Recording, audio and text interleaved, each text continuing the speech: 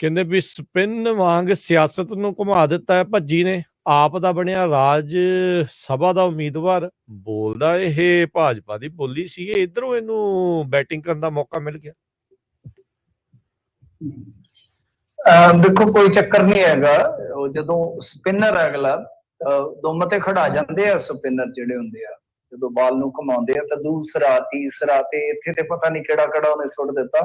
ਦੇਖੋ ਇਹ ਚੋਗਾ ਪਾਉਂਦੇ ਸਨ, ਕੋਸ਼ਿਸ਼ ਕੀਤੀ, ਸਿੱਧੂ ਵੀ ਗਏ ਜੁਆਇਨਿੰਗ ਵਾਸਤੇ, ਯਤਨ ਕੀਤਾ, ਭਾਜਪਾ ਵਾਲਿਆਂ ਨੇ ਵੀ ਯਤਨ ਕੀਤਾ ਭਾਜਪਾ ਦੇ ਨਾਲ। ਜਿਵੇਂ ਕਿਹਾ ਦੇਖੋ ਖਿਡਾਰੀ ਦਾ ਜਿਹੜਾ ਨਾ BCCI ਇੱਕ ਬਹੁਤ ਵੱਡਾ ਇੱਥੇ ਬੋਰਡ ਆ।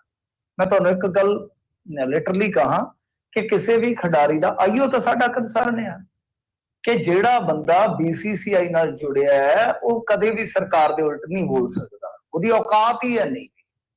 ਜਿਹੜੇ ਵੀ ਬੰਦੇ BCCI ਦੇ ਉਲਟ ਚੱਲੇ ਆ, ਸਮਝ ਲਓ ਸਰਕਾਰ ਦੇ ਉਲਟ ਚੱਲੇ ਆ, ਉਹਨਾਂ ਨੂੰ ਖਮਿਆਜ਼ਾ ਭੁਗਤਣਾ ਪਿਆ। ਬਿਸ਼ਨ ਸਿੰਘ ਬੇਦੀ ਦਾ ਬੜਾ ਵੱਡਾ ਟਕਰਾ ਰਿਹਾ, ਕੀਰਤੀ ਆਜ਼ਾਦ ਦਾ ਬੜਾ ਵੱਡਾ ਟਕਰਾ ਰਿਹਾ। ਮੈਂ ਇਸ ਕਰਕੇ ਦੱਸ ਰਿਹਾ ਕਿਉਂਕਿ ਮੈਂ ਬਚਪਨ ਤੋਂ ਕ੍ਰਿਕਟ ਦੇ ਨਾਲ ਜੁੜਿਆ ਤੇ ਸਾਰੀਆਂ ਇਹ ਵੇਖੀਆਂ ਨੇ, ਵੰਨਗੀਆਂ ਵੇਖੀਆਂ।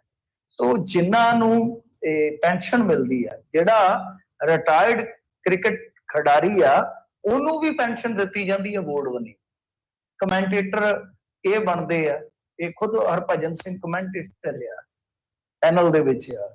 ਇਸ ਤੋਂ ਇਲਾਵਾ ਜੇ ਤੁਸੀਂ ਦੇਖੋਗੇ ਤਗਾਹ ਇਹਨਾਂ ਦੀ ਕੋਚ ਬਣਨ ਦੀ ਸੰਭਾਵਨਾ ਹੁੰਦੀ, IPL ਦੇ ਵਿੱਚ ਮੈਂਟੋਰ ਬਣਨ ਦੀ ਸੰਭਾਵਨਾ ਹੁੰਦੀ ਹੈ। ਸੋ ਇਹ ਤੇ ਕਿਤੇ ਵੀ ਮੈਨੂੰ ਨਹੀਂ ਲੱਗਦਾ ਕਿ ਇਹਨਾਂ ਦੀ ਖੁੱਲ ਕੇ ਪਾਰੀ ਕੋਈ ਵੇਖਣ ਨੂੰ ਮਿਲੂਗੀ। ਖੈਰ ਚਲੋ ਛੱਡੋ, ਜਿੱਦਾਂ ਚੱਲਦਾ ਹੈ। ਆਮ ਆਦਮੀ ਪਾਰਟੀ ਵਾਲਿਆਂ ਨੇ ਜਦੋਂ ਸਾਡੇ ਪੰਜਾਬੀਆਂ ਨੇ ਹੱਕ ਦਿੱਤੇ ਆ ਕਿ ਜਿਹਨੂੰ ਮਰਜ਼ੀ ਘੱਲ ਦਿਓ, MLA ਉਹਨਾਂ ਦੇ ਆ, ਫਿਰ ਗੱਲ ਹੀ ਕਾਹਦੀ। ਉਹ ਕਹਿੰਦੇ ਕਿ ਅਸੀਂ ਬੈਸਟ ਚੁਣੇ ਆ।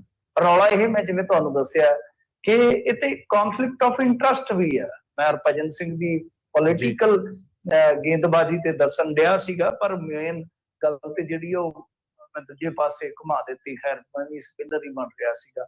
ਮਸਲਾ ਇਹ ਆ ਕਿ ਚਲੋ ਉਹ ਘੁਮਾ ਗਿਆ ਸਾਰਿਆਂ ਨੂੰ ਕਿ ਭਾਜਪਾ ਵਗੈਰਾ ਵਾਲਿਆਂ ਨੂੰ ਉਹਨੇ ਹੱਥ ਨਹੀਂ ਆਉਣ ਦਿੱਤਾ। ਮਤਲਬ ਜਿਹੜੀ ਗੱਲ ਹਰਭਜਨ ਮਾਨ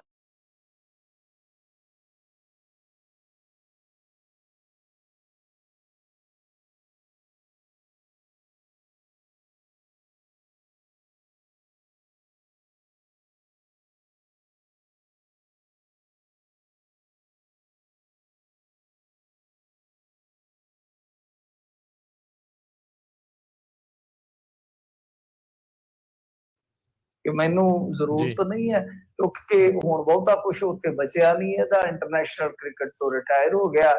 ਇੱਥੇ ਕ੍ਰਿਕਟ ਅਕੈਡਮੀ ਚੱਲਦੀ ਹੈ, ਸਾਰਾ ਕੁਝ ਚੱਲਦਾ। ਨਾਲੇ ਇਹਨਾਂ ਨੂੰ ਖੁਸ਼ ਰੱਖੋ, ਨਾਲੇ ਆਪਣਾ ਕੈਰੀਅਰ ਜਿਹੜਾ ਆ ਉਹ ਰਾਜਨੀਤੀ 'ਚ ਵਧਾਈ ਚੱਲੋ ਅੱਗੇ, ਨਾਲੇ ਪਾਵਰ ਆ ਜਾਂਦੀ ਹੈ।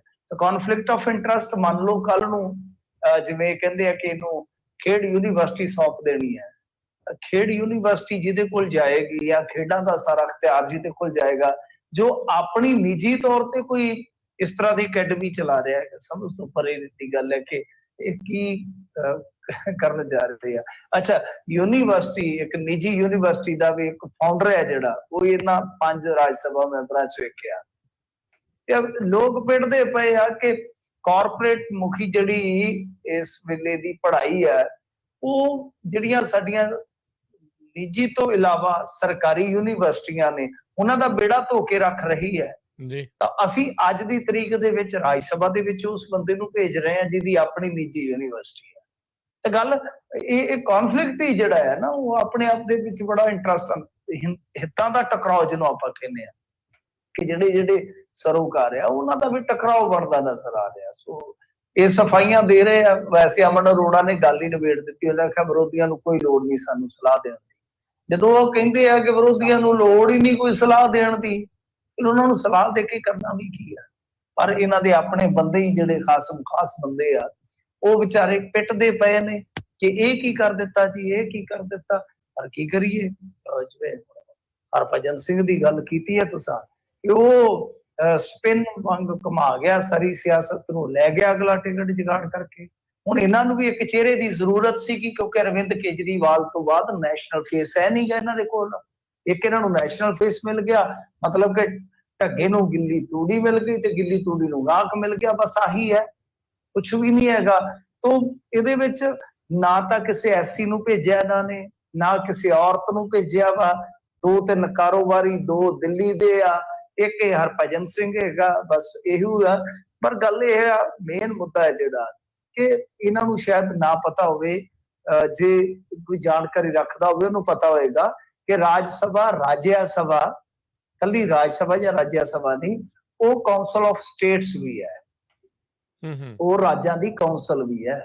ਉੱਥੇ ਇਸ ਤਰ੍ਹਾਂ ਮਤਲਬ ਕਿ ਬੰਦੇ ਜਿਹੜੇ ਆ ਉਹ ਧੜੱਲੇਦਾਰ ਭੇਜਣ ਦੀ ਜ਼ਰੂਰਤ ਹੁੰਦੀ ਆ। ਉੱਥੇ ਜਾ ਕੇ ਤੇ ਬ੍ਰੇਕਾਂ ਲੱਗਣੀਆਂ ਹੁੰਦੀਆਂ ਇੰਨੀ ਤਾਕਤ ਨੂੰ, ਸੈਂਟਰ ਦੀ ਇੰਨੀ ਤਾਕਤ ਨੂੰ। ਜਿਸ ਬੰਦੇ ਨੂੰ ਪੰਜਾਬ ਦੀ ਸਮਾਜਿਕ, ਭੂਗੋਲਕ, ਇਤਿਹਾਸਕ, ਆਰਥਿਕ, ਰਾਜਨੀਤਿਕ, ਇਹ ਕੋਈ ਇਹਨਾਂ ਸਾਰੀਆਂ ਚੋਂ ਇੱਕ ਜਾਣਕਾਰੀ ਨਹੀਂ ਹੈ ਤੇ ਮੇਰੇ ਖਿਆਲ ਦੇ ਨਾਲ ਉੱਥੇ ਕਾਰਡ ਨਹੀਂ ਕੱਢੇਗਾ। ਔਰ ਸਭ ਤੋਂ ਵੱਡੀ ਗੱਲ ਹੈ ਕਿ ਤੁਹਾਨੂੰ ਉੱਥੇ ਧੱਕੇ ਦੇ ਖਿਲਾਫ ਬੋਲਣਾ ਪਏਗਾ। ਪਰ ਕਾਰੋਬਾਰੀ ਕੀ ਬੋਲੇਗਾ ਵੀ ਪੰਜਾਬ ਦੇ ਹੱਕ ਵਿੱਚ?